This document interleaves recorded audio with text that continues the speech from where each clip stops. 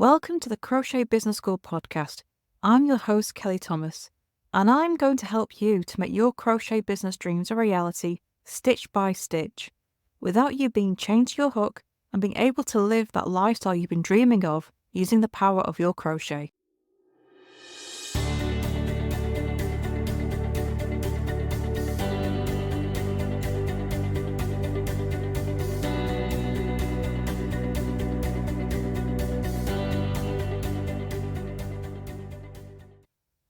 So let's talk about your crochet business name. How do you decide what to call yourself? How do you know there's not another business out there with the same name? Your business name is the first thing that gets people's notice. It's all over your branding. It's your social media tag. It's your Etsy shop name. It's everywhere. So it's the first thing that's going to get seen. And it's the first impression people will have of you, besides your logo or any pictures they see. And a name can have a powerful effect. It can make you sound very professional.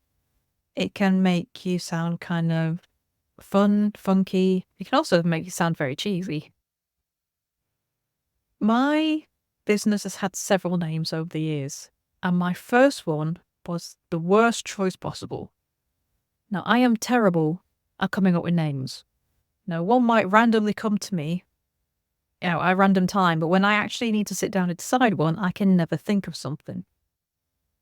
And when I first started my crochet business, back when I didn't have a clue about a thing, I called my business Kel's Crafts. Crafts with a K. It was a terrible choice because spelling crafts with a K, it's kind of cheesy. It's not the most professional looking. And it had, backroom mom trying to make a bit of extra cash written all over it. It wasn't the best at all. And as I began to learn more about, the world of business and how it works, I realized how terrible it was. My next business name was far better. And that was Cotton and Aloe. I had a thing for aloe at the time, and my favourite fibre, and still is my favourite fibre, was cotton. So Cotton and Aloe came about. Now that has no connection with crochet really at all, but I was selling what I made, and so that's fine. Now, you don't need the word crochet in your business name if you are selling what you make. If you are just selling patterns or courses, or you have a blog, then having crochet in the name is more of a thing. But if you're just selling what you make, you don't need it in there. And so Cotton and Aloe, it sounds quite modern and fresh and professional. It was far better. But you certainly couldn't find me if you're specifically looking for crochet. The name didn't give it away. But I had no issues with that. And because I was only selling what I made, it wasn't an issue at all. When I switched to writing crochet patterns, instead of reusing Cotton and Aloe, which when it came to patterns, it didn't fit, my original name was the Cool Crochet Society. The idea was that I was creating a community. It was all crochet patterns, so having crochet in the title was more important. And it was supposed to be modern designs. Now, I let somebody else choose that name for me, and I regretted it for a long time. I felt quite embarrassed by that name after a while. I didn't like using it. And so when it was time for a rebrand, I wanted something that was more me. Something that was a bit fun, a bit quirky, and, just more me. And eventually, I came up with Froggity Frog. Now, a play on a crochet joke that you always have to frog, and frog a lot I did, still do. And that became my new name, and I love it. It's more me, it's fun, it's quirky, which is me. And I have every intention of sticking with that name until forevermore, because I finally feel that I have a name that fits me. It fits my business, it fits what I want to do in the future, and it's just far more appropriate. But I've gone through all those iterations of my business to get here, to get to a point where I feel the name that I have fits my business and my goals. And that's the thing with a name. You have to carry it for potentially years. Rebranding a crochet business is no small feat. I mean, I changed to Frogty Frog, oh gosh, must be 9-10 months ago now. And I still haven't completely finished the rebrand because there's so many bits and pieces that I've got to go and sort out. I've done my YouTube channel, I've done my website, I've done most of my patterns. I haven't finished them all yet. I still have Cool Crochet Society branded patterns because it takes quite a bit of time to change some of this stuff, especially when it comes to logos and watermarks on your photos. Because you've got to go and change and edit all those photos to put into the patterns. And so there's still a couple of patterns outstanding that still need switching over. It doesn't take 5 minutes to do a rebrand. Especially once you've been going for a while, it can take a long time to sort it out. So switching names is not something that you should do lightly. It's far better to get a name that you love to begin with and stick with it. So when you're choosing your crochet business name, sit on it for a while. Think of a name that you like, that sounds good to you, and then sit on it for a while. Keep it going through your head.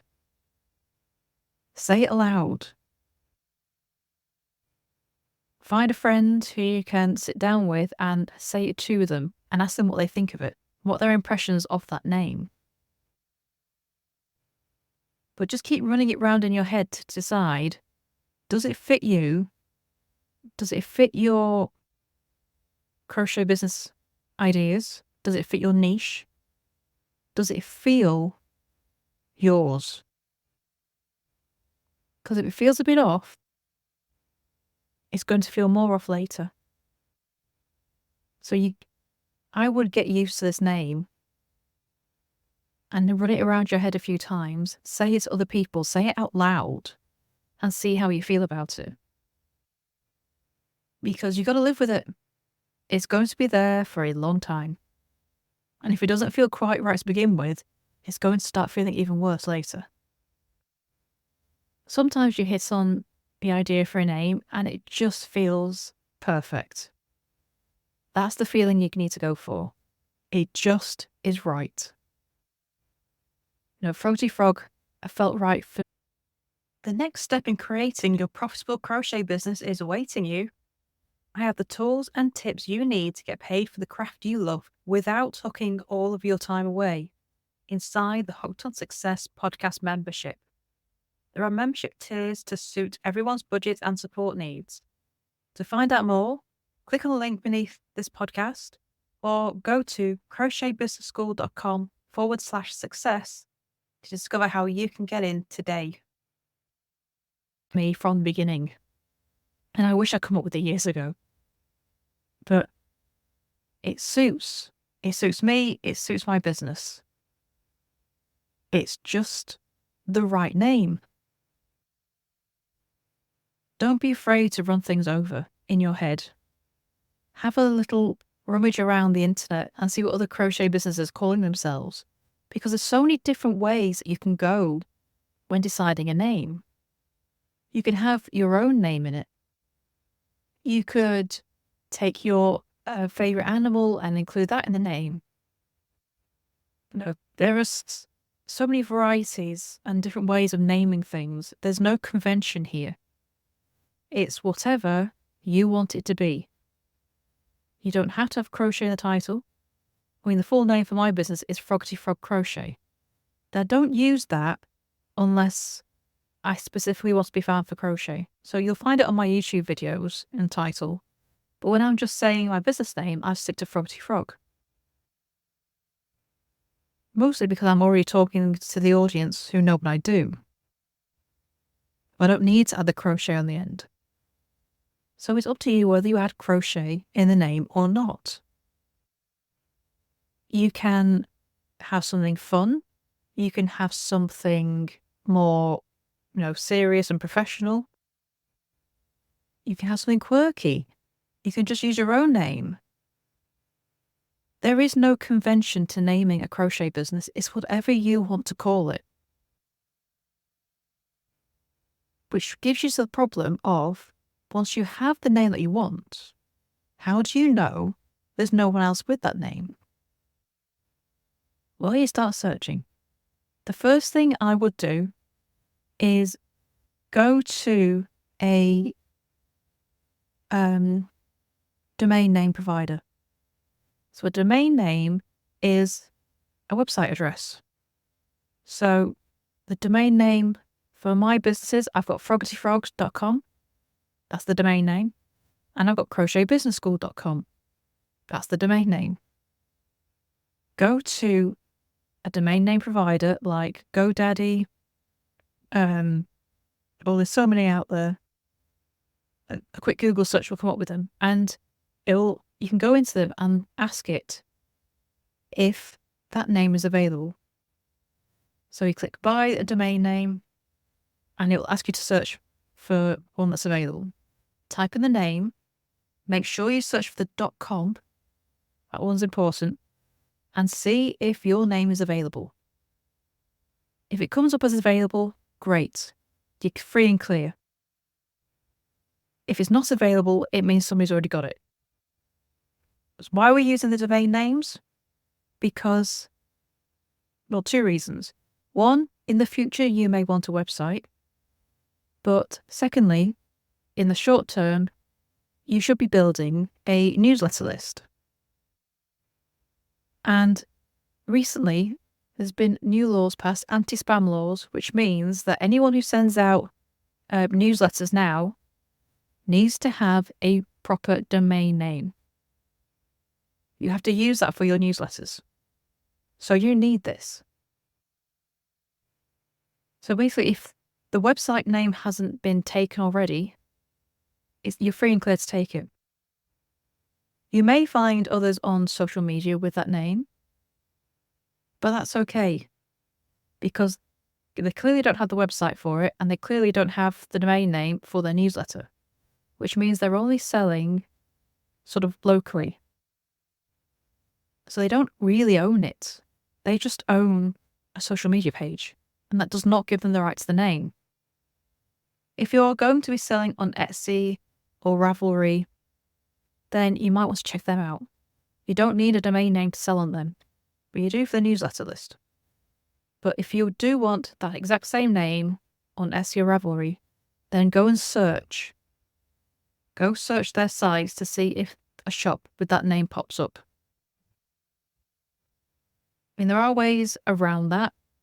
You could put your country name on the end, US, UK, or whatever you want. But you might want to rethink it. I would say the domain name is the more important thing to begin with, because you want that name for your newsletter. So you want to reserve it, you want to buy it. And it's not expensive. You can buy one for £15 a year, and it's around about $22. And that's the entire year. You don't have to have a website if you have the domain name. You can just use it for your newsletter list, or you can just reserve it for the future. But I wouldn't worry about any business with the same name with just a social media profile, because it's the domain name that matters. So if you can have that domain name and it's available and you want the .com, okay, you can get .co.uk, get .co, and all these other endings, but .com is seen as the more authentic, more professional domain ending. So that's the one you want. And once you've got that, you're free to go. That's your business name. So then you can go ahead and set up your social media, set up your newsletter list. You can set up your Etsy shop, your Ravelry shop. You can set up a website if you want. Once you have your name and you know the domain name is there available for you, all's well and good. But make sure you think about that domain name. Make sure you think about your business name before you go ahead and do all this. It's a name you have to live with for a long time. It's a name you have to be comfortable with. It's a name that you need to make sure that fits. Because the wrong name can give the wrong impression. The wrong name can make you feel a bit icky about your business. It certainly did mine when I had the wrong one. And you'll find it far easier to go ahead and market your crochet that you mean it if you're comfortable with the name that you're using. So just run it around your head for a little while. Make sure you're comfortable with it. And then once you're sure that's the right one for you, go ahead and do those searches for the domain name, the Etsy stores, the Ravelry stores, to make sure it's still available for you. And then you're good. But make sure you buy that domain name, because that's the only way you can reserve it for yourself for the future and any website. Thank you for joining me for this episode of the Crochet Business School podcast. Stay tuned for more episodes and please subscribe to wherever you listen to your podcast. You can also follow us on Facebook and Instagram at Crochet Business School. Subscribe to the channels because I would love to hear from you and what you're up to in your own crochet business. If you have any questions about creating and growing your own crochet business, please send them my way and I'll answer them in future episodes. So thank you for joining me and I shall see you in the next episode. Bye for now. Site and newsletter list that you build.